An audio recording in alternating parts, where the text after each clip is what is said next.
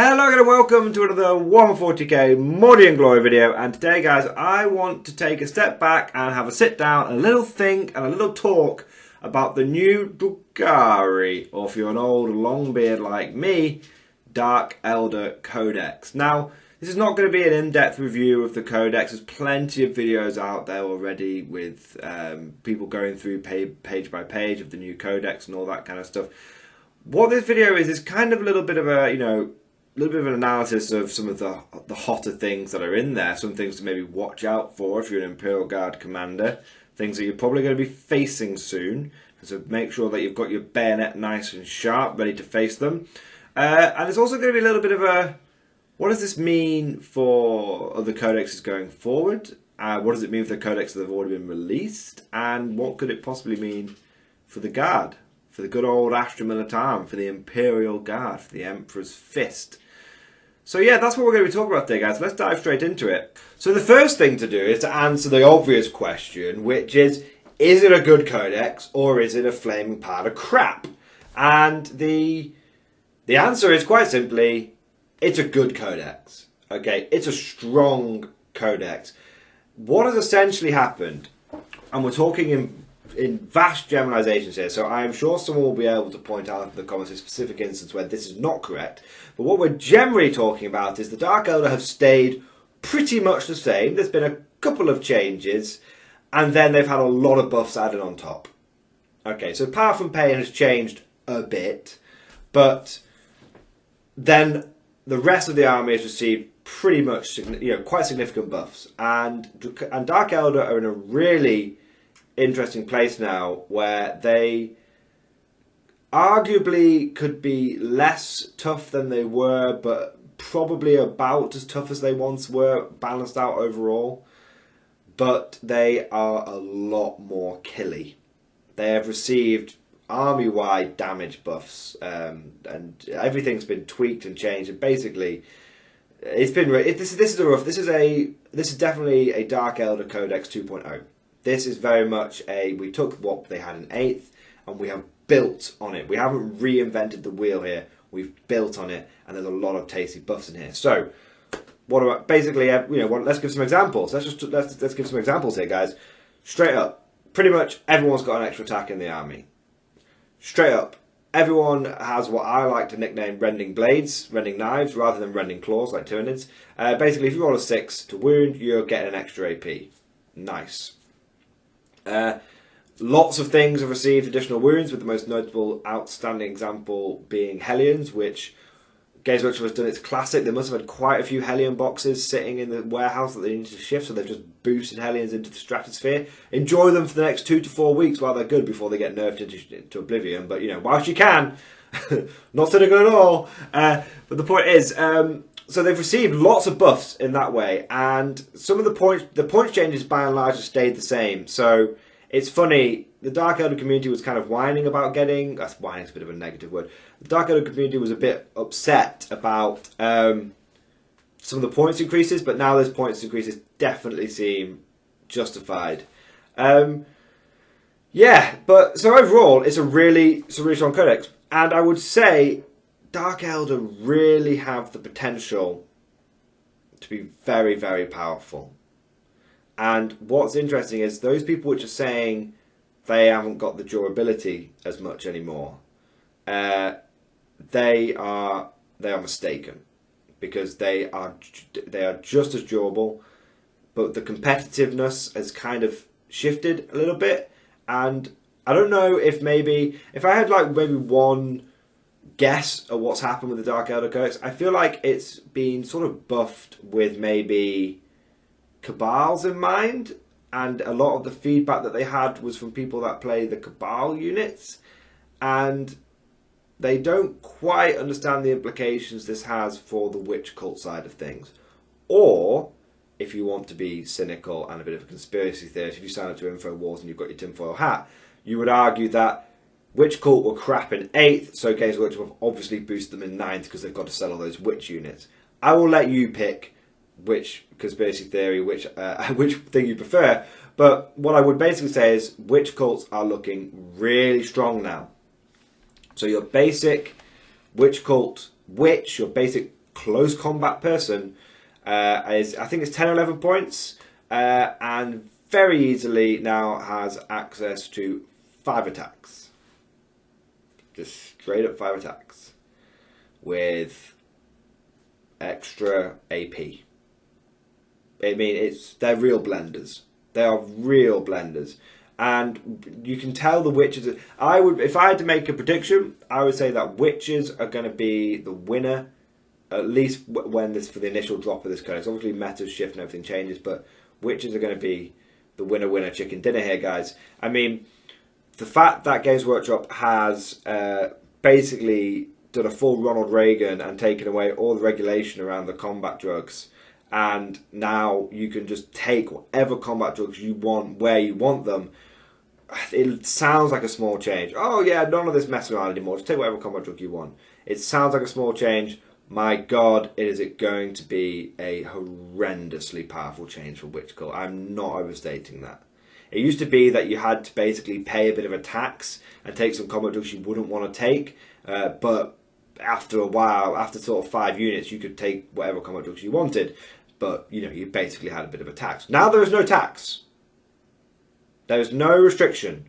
You know, we're in the 60s, it's Woodstock, everyone's tripping, take as many combat drugs as you like. And there's no disadvantage to really doing it. And it's really powerful. So like I said, your basic witch, 8th edition, had 2 attacks. 9th edition has 3 attacks. Witch weapons are giving you an extra attack. Plus those witch weapons are an extra AP now. So that's very nice. You get Hecatrix Blades. Plus you have a combat drug, which is a totally free upgrade. Totally free. It's just, you just pick a buff for that unit at the beginning of the game. And one of those is an extra attack. So your standard witch has got 5 attacks now. Very nice. Can't go wrong with that. Can't go with that. Or you could go for 4 attacks at Blizzard skill, weapon skill 2+, I believe. So that's nice. Now you could go for the extra toughness. And when you think about it, the extra toughness is quite nice because all the extra strength, but the extra toughness for witches. Thing is, toughness 4 witches isn't going to save you when your witches have only got a 6-up invulnerable save and they've lost their 6-up feel no pain now. So what I would say is Witch Cult are very much the way, if you're an old school Dark Elder player and you like the idea of being a real glass hammer, then potentially Witch Spam and Witch Cult could be the way to go. On the other hand, Witch Cult have the potential to be obscenely durable. Because they've made Hellions toughness 4, they've made Hellions have an extra wound. Oh, and there's a combat drug that gives you +1 toughness. So what are we? You could go down the ultimate killing blender route with all your witches and having everyone with a million attacks. And if you make it to the enemy, you're going to slice them to pieces. Or you could basically, for 17 points per model, have a flying heavy intercessor. Which sounds insane when you put it that way, but you've got a model which has got, it's got toughness 5. Okay, maybe a bit of exaggeration, maybe like a flying intercessor, not a heavy intercessor. But when you balance it all out. But if you take a Hellion or a Reaver jet bike, you've got a model which Reaver jet bikes can move 18 inches. You take the toughness combat drug, they've got toughness 5. They've got 3 attacks base. Okay, now they've only got a 4-up armor save, so fair enough. But you've got lightning fast reflexes, so you can put a -1 to hit on them if you want to. Also, don't forget, you can just you've got a 6-up invulnerable save, so you've got a 4-up 6-up, and you get a 5+ invulnerable save later on in the game. Turn 4, when those vital last few turns when everyone's grabbing as many objectives as possible, the snatch and grab. Well, your Dark Elder are going to be having a great time because they're all going to be toughness 5 with a 5+ invulnerable save. Can't go wrong for that, and it's free. It's a free buff. You don't pay anything for it. It's just there. So they are really strong. I sound like my tone of voice sounds really salty. I'm not meant to be salty. I'm just sort of like, oh wow, look at all these buffs kind of thing. So yeah, Witch Cult are definitely. They're this funny thing. You can make your Witch Cult insanely durable, insanely fast, and insanely durable, and at the same time you can have the follow-up units be very fragile, but insanely combat efficient. Like 5 attacks on a 10-point model.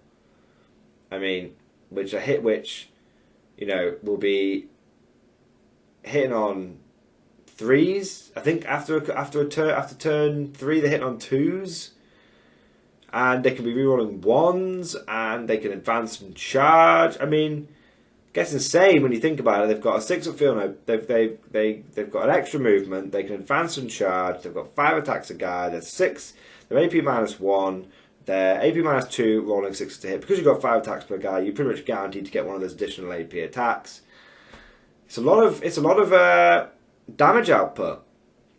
We're not even looking at things like Trueborn with all the risk skill 2 and ignoring all the modifiers. We're not even looking at the firepower capabilities, which Dark Elder have always been known for their blistering firepower, and that's only been improved because a lot of their weapons like heat lances and dark lances and I don't know, various lances of all the lances. I was trying to make a joke there, but there was only heat and dark lances I could think of. But all of the lances are now much more reliable in damage output. Much more reliable. So your Dark Elder, you're fast, you're potentially extremely tough, you can play the shooting game very well because everyone's got extra attacks and extra AP, you can play the combat game very well, and you've got the firepower. I mean, if you're looking at bikes, you're looking at, like I said, you're looking at anything that you can strap heat lands to or dark lands to, you're looking at some very nice firepower. Dark Elder are really set up to be meta challengers, and this would be the last thing I'd say on it, because you can be tough, tick the box. You can be maneuverable, tick the box. You've got the firepower, tick the box, and you've got the combat ability to do the big old flipperoo on the objectives where someone is holding it, you charge them, you remove them from that objective, it's gone from being their objective to your objective. So not only have you pushed them off it, but you've gained it. Tickaroo, that's the fourth tick. So they're in a really strong position. They're in a really strong position. Now, what does this all mean for us guard commanders? Well, straight up, guys, Dark Elder are going to be a powerful force to be reckoned with. That's obvious at this point. I think we're going to be seeing a lot more of them because Dark Elder is a relatively common tournament and relatively common competitive army. I don't think I've ever been to a tournament where I haven't seen a Dark Elder army be there and perform quite well. So yeah, really good. You also, I think it's a bit too early to say like, oh, we're going to see all Witch Cult, or we're going to see all Cabal, or we're going to see all Homunculus. I think that will settle soon. My bet is on the Witch Cult, but I could be wrong. But I think all 3 factions are actually very powerful. I think all the sub-factions are very powerful. So I think there could be some great variety seen as well. I think rather than it just being Talos spam, or Venom spam, which is essentially the only 2 things we see, I think there's now real potential for the Witch Cult to have their own like Reaver Jetbike spam or Hellion spam to be represented. So that's pretty cool. So I think all 3, I would say, it seems like the coast is pretty well and totally balanced. And what that means for the guard is it's a bit tricky. But what I would say is Dark Elder have got many tools for dealing with the old guardsmen. Many tools. They have the firepower and the reliable damage to deal with our Leman Russes. The only thing I would say is they don't have a huge amount of weapons which are over strength 8. So the Leman Russes' toughness is quite nice, but it's because it means they're only going to wound you 50% of the time unless they take test of skill.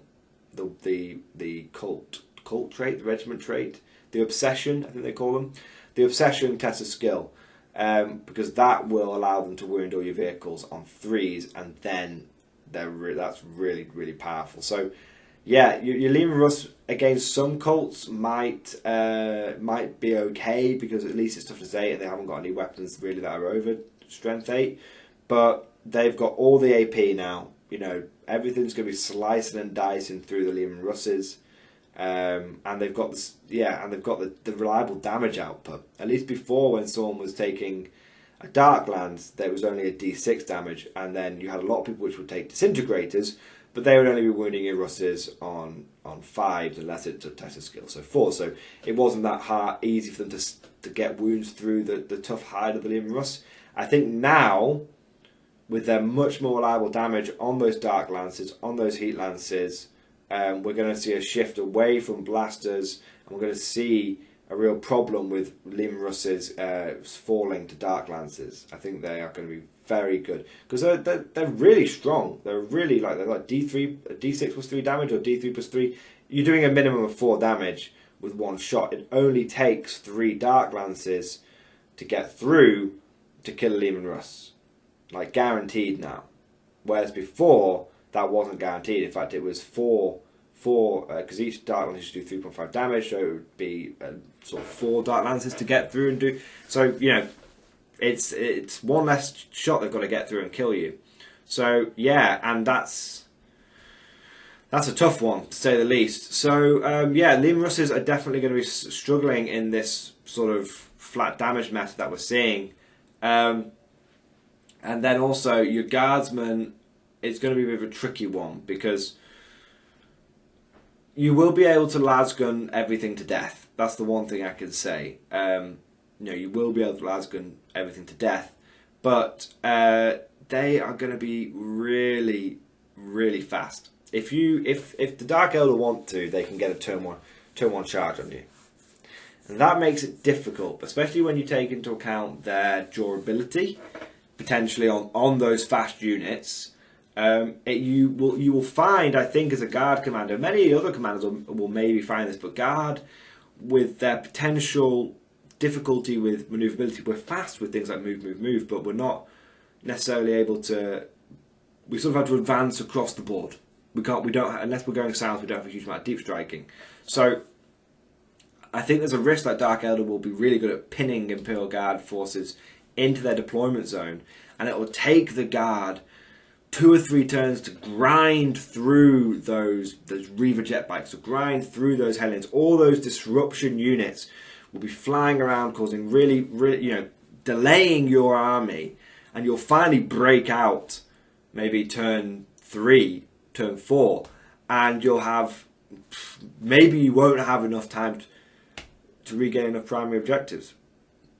So I think that's definitely a way I can see the Witch Cult and the Dark Elder in general playing, because those Raiders have got tougher, and the vehicles have got invulnerable saves in combat and out of combat now, and they're quite good in combat, the vehicles. So whether, I've spoken a lot about Witch Cult, but to move things over to more traditional Dark Elder like Venom spam, those Venoms want to be in combat with you. They're really good at just going in there and tying you up, and they're really fast, and they're very spammable still, and your Raiders are great as well.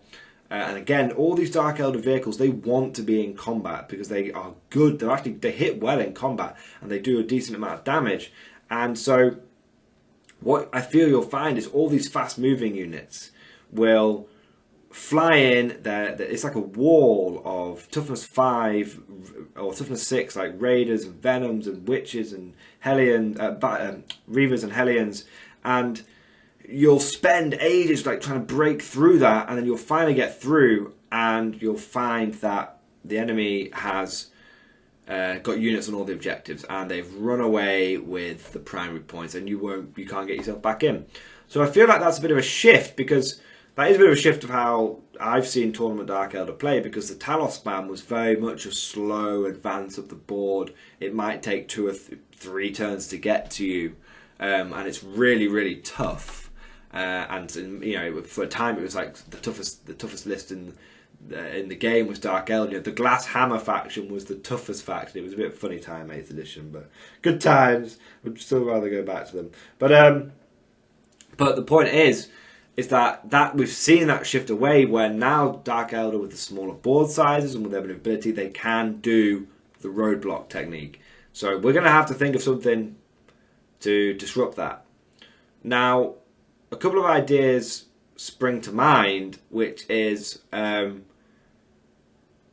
well, if you're going to be stuck in combat with them, the best way to get through a combat quickly is to have your own combat troops. So Bullgryns would be very valuable here.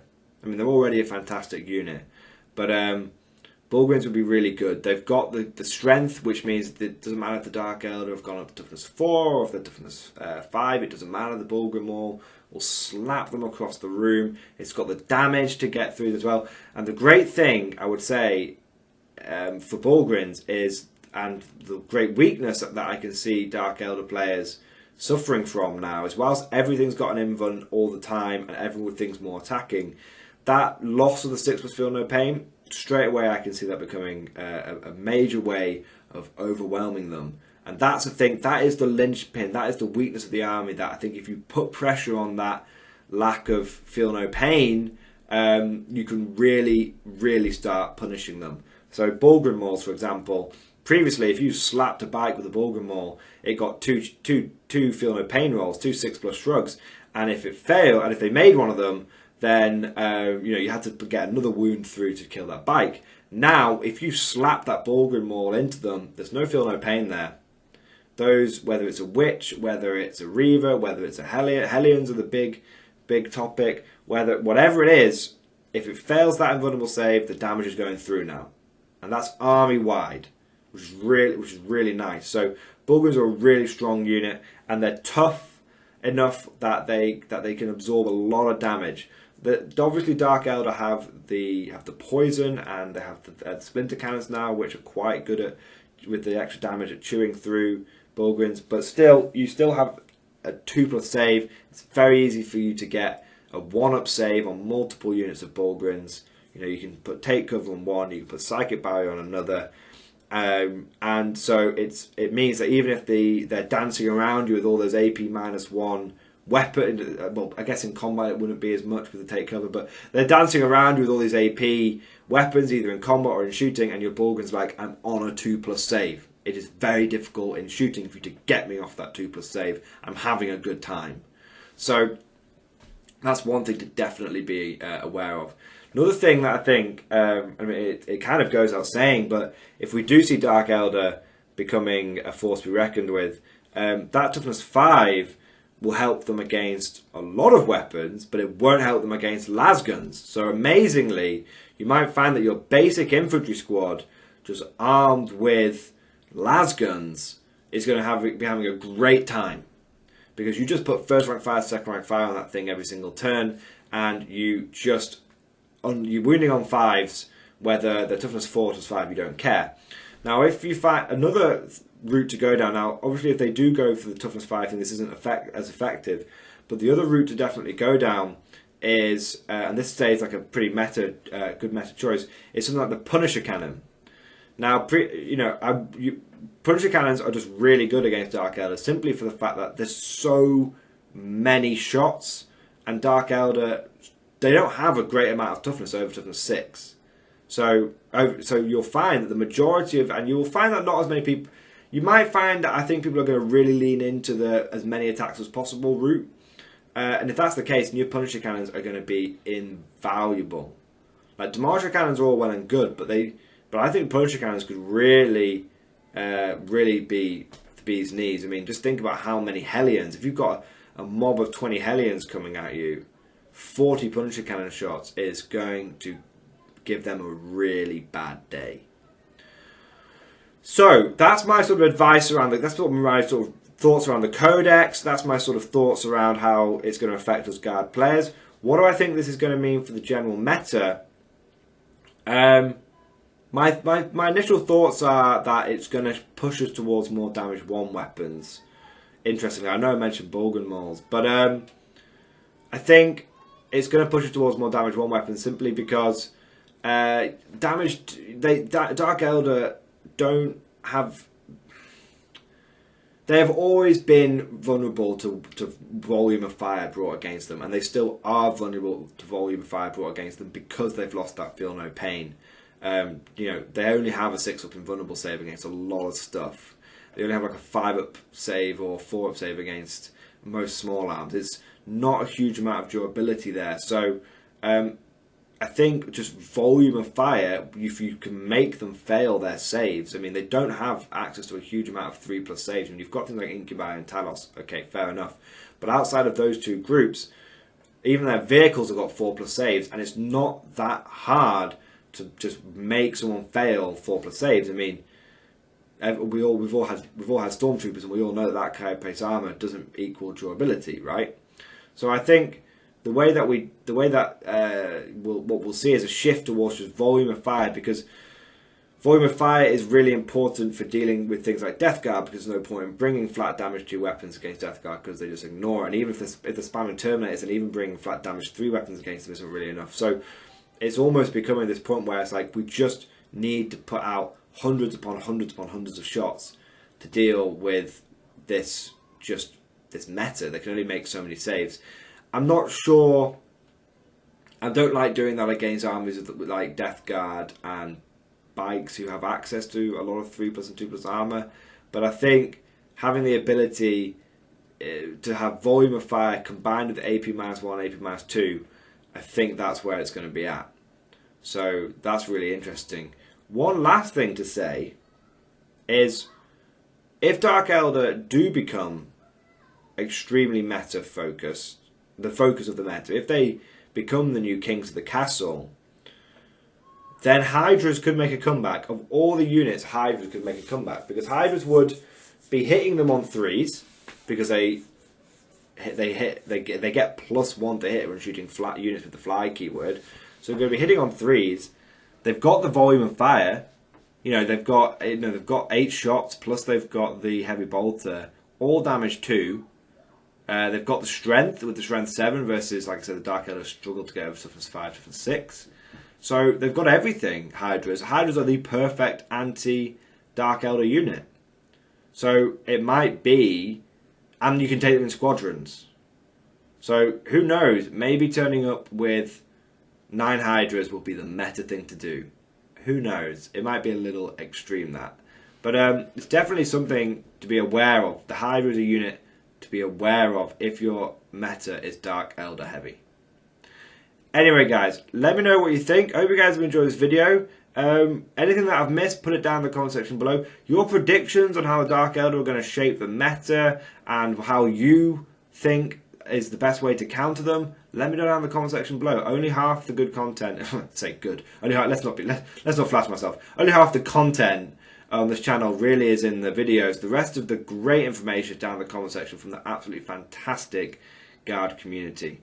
One thing to mention as well before I go, if you've liked this video and you'd like to support the channel further, I do have a Patreon page. I don't monetize any of my videos, and all the money from the Patreon gets reinvested straight back into the channel. In fact, there's going to be a big project coming up soon where I'm going to be completely renovating, basically building a fancy YouTube studio to do my videos in, which would be really, really cool.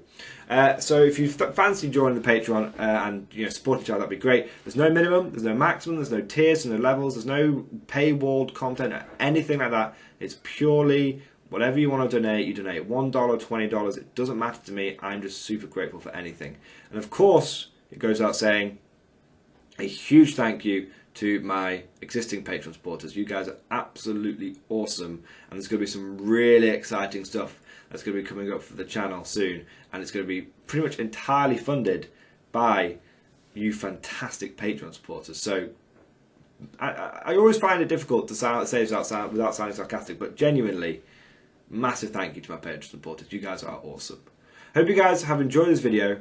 If there's anything else you'd like me to, any ideas you'd like me to cover, please put it down in the comment section below. And of course, I'll see you guys next time.